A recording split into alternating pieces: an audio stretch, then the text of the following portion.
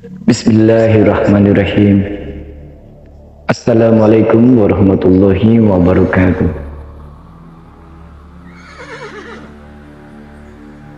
Di video kali ini kita akan membicarakan tentang pemuda yang taubat di zaman Rasulullah Sallallahu Alaihi Wasallam. Suatu hari Umar radhiyallahu anhu datang menemui Rasulullah dengan menangis. Rasulullah pun bertanya kepadanya, "Apa gerangan yang menyebabkan engkau menangis, wahai Umar?" Kata Umar, "Sungguh hati saya merasa tersentuh oleh ratapan seorang pemuda yang ada di pintu rumah Tuhan." Rasulullah pun memerintahkan Umar untuk membawa pemuda itu. Ketika pemuda itu telah sampai di hadapan Rasulullah, beliau pun bertanya kepadanya, "Wahai pemuda, apa gerangan yang menyebabkan engkau menangis dan meratap?" Pemuda itu lalu menjawab, "Wahai Rasulullah, yang membuat saya menangis ialah banyaknya dosa yang terlanjur saya lakukan. Saya takut bila Allah murka kepada saya." Beliau kembali bertanya, "Apakah engkau mempersekutukan Allah dengan sesuatu?" "Tidak," jawab pemuda itu. "Lalu, apakah engkau telah membunuh orang dengan tanpa hak?" tanya Rasulullah. Tidak," jawab pemuda itu. "Allah akan mengampuni semua dosamu, meskipun dosamu itu sepenuh 7 langit dan bumi," jelas Rasulullah. Sembari menenangkan pemuda itu, mendengar penjelasan Rasulullah, pemuda itu pun berkata, "Wahai Rasulullah, dosa saya lebih besar dari 7 langit dan gunung yang tegak berdiri." Beliau pun menimpali, "Apakah dosamu lebih besar dari kursi kekuasaan Allah?" "Dosa saya lebih besar lagi," kata pemuda itu. "Apakah dosamu lebih besar dari aras?" Beliau kembali bertanya. "Dosa saya lebih besar dari itu," jawab pemuda itu. "Apakah dosamu lebih besar ataukah Allah?" tanya Rasulullah. "Allah tentu lebih besar dan lebih adil, tapi saya malu kepadamu, wahai Rasulullah," jawab pemuda itu. Beliau pun bersabda, "Janganlah engkau malu. Beritahukanlah dosamu kepada saya," pinta Rasulullah. Oleh karena beliau yang meminta, maka pemuda itu pun tak kuasa untuk menolaknya. Akhirnya, ia pun menceritakan dosa yang telah dikerjakannya. Seraya berkata, "Wahai Rasulullah, sungguh saya adalah seorang pemuda pembongkar mayat dalam kubur sejak 7 tahun yang lalu. Suatu ketika ada seorang gadis putri seorang sahabat golongan Ansor yang meninggal dunia. Maka saya pun membongkar kuburnya dan mengeluarkannya dari kafannya.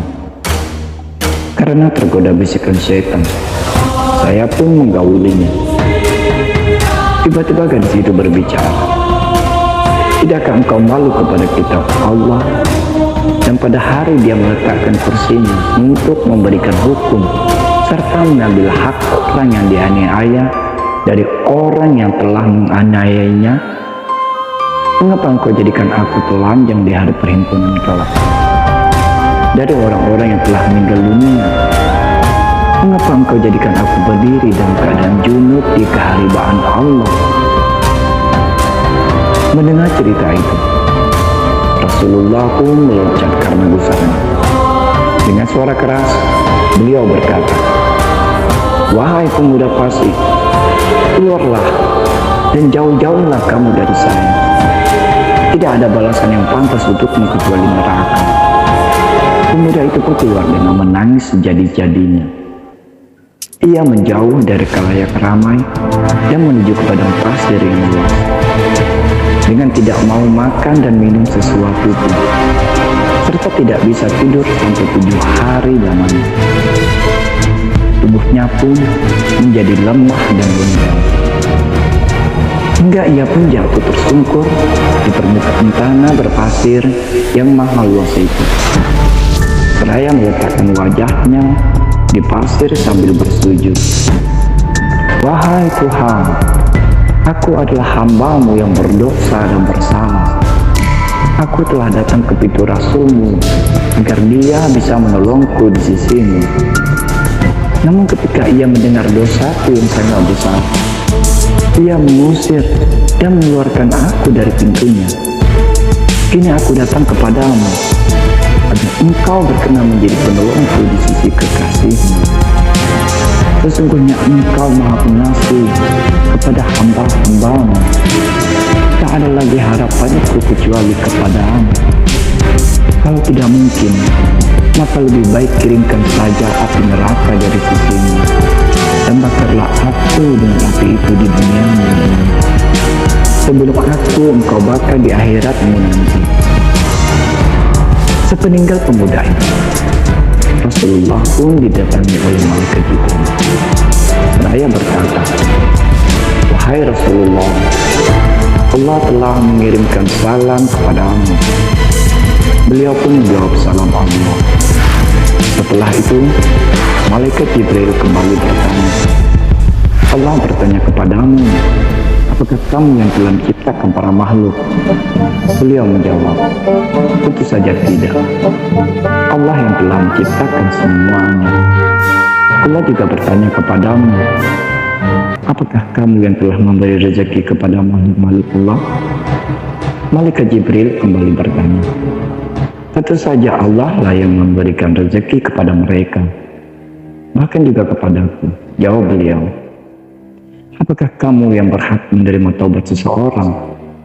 Kembali malaikat Jibril bertanya, Allah lah yang berhak menerima dan mengampuni dosa hamba-hambanya. Jawab beliau. Mendengar jawaban-jawaban Rasulullah, malaikat Jibril pun berkata, Allah telah berfirman kepadamu, telah aku kirimkan seseorang hambaku yang menerangkan satu dosanya kepadamu. Tetapi mengapa engkau berpaling daripadanya dan sangat marah kepadamu? Lalu bagaimana keadaan orang-orang mukmin besok jika mereka itu datang padamu dengan dosa yang lebih besar seperti gunung? Kamu adalah utusanku yang aku utus sebagai rahmat untuk seluruh alam. Maka jadilah engkau orang yang berkasih sayang kepada orang-orang beriman dan menjadi penolong bagi orang-orang yang berdosa. Maafkanlah kesalahan hamba-Mu, karena aku telah menerima taubatnya dan mengampuni dosanya.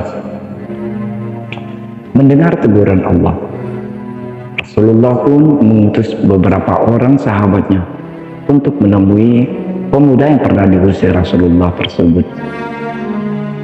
Akhirnya mereka menemukannya, dan mereka pun memberikan kabar gembira tentang ampunan Allah kepadanya. Lalu mereka membawa pemuda itu kepada Rasulullah. Dan kebetulan saat mereka sampai, beliau sedang mengerjakan sholat. Maka mereka pun segera bermakmum di belakangnya. Setelah selesai membaca surah Al-Fatihah, beliau pun membaca surah At-Takatsur. Baru saja beliau sampai pada ayat hatta dzurtumul maqabir, yang artinya sampai kamu masuk ke dalam kubur. Maka pemuda itu pun menjerit keras dan jatuh. Ketika orang-orang telah selesai sholat, mereka pun mendapati ternyata pemuda itu telah meninggal dunia. Rupanya Allah telah berkenan menerima taubatnya dan memasukkannya ke dalam kelompok hamba Allah yang soleh. Wallahu a'lam bishawab. Semoga kisah ini mendapatkan hikmah dan pelajaran bagi kita semua. Amin ya rabbal alamin. Assalamualaikum warahmatullahi wabarakatuh.